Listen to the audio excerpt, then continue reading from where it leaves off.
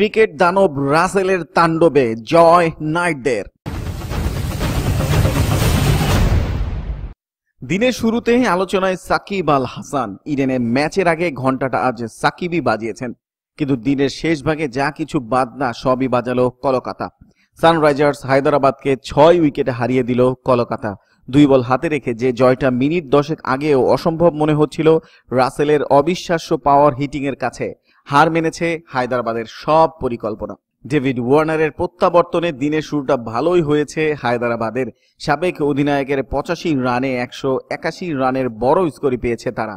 এত রান তারা করতে ভালো শুরুর দরকার ছিল কলকাতার, কিন্তু প্রথম ওভারে ভুবনেশ্বর কুমার দিলেন মাত্র 1 রান।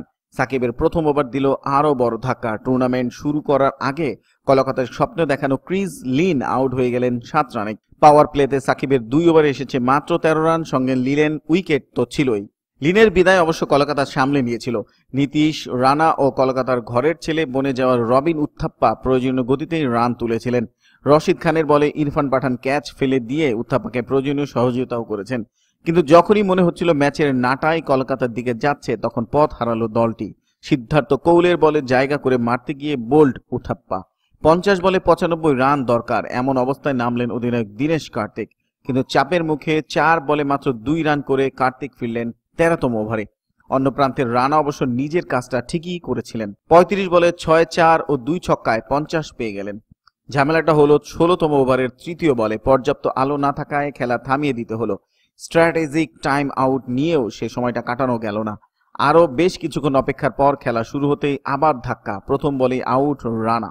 আন্দ্রে রাসেল কিন্তু আশা জাগিয়ে রেখেছিলেন। 3 ওভারে 53 রান দরকার, এমন অবস্থায় প্রথম ছক্কা মারলেন রাসেল।